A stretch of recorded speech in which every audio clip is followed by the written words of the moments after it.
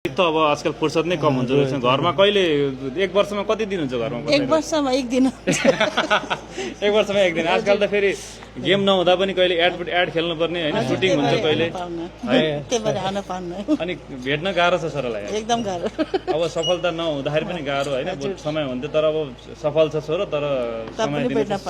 धेरै गाह्रो छ है त्यही त धेरै गाह्रो छ घरमा के भन्नुहुन्छ छोराको चाहिँ छोरा चाहिँ कस्तो थियो खासमा म बुझ्न चाहेको चाहिँ रोहित पौडेल चाहिँ हामीले भन्छौँ कि एकदम मेहनती भनेर चिन्छौँ क्या हामीले हजुर एकदम सुरुदेखि त्यो खेल्ने स्कुलबाट आएर पनि खेल्ने जाने खेल्ने हामीले गाली गर्ने नजा भन्ने पनि हो पहिले मैले बहुत मेहनती केटा मेहनती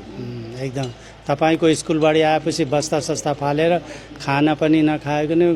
खेल्न ग्राउन्डमा जान्थे खेल्न जाने त्यही बर्दाघाटमै हुँदाखेरि हजुर हजुर त्यही बरघाटमै त्यस्तो खेल्नको लागि क्रेजी त्यस्तो सानो बेलामा अनि के गर्थ्यौ क्रिकेटको ब्याटहरू किनिदिनु भनेर भन्थ्यो अथवा हजुर हजुर किन्दिन भन्नु हो किनिदिएर पनि ल्याइदिएको हो तपाईँ ट्रेनिङमा पनि पठाइयो हजुर सबै जे भन्यो त्यो कुरा गर्दै गयौँ हामीले उसले पनि सफलता पाउँदै गयो के मम्मीलाई अझ थाहा हुन्छ छोरा कस्तो थियो सानोमा जिद्दी थियो अथवा स्वभाव कस्तो थियो स्वभाव एकदम चञ्चल थियो खेल्नमा राम्रो थियो धेरै चकचक गर्थ्यो त्यसले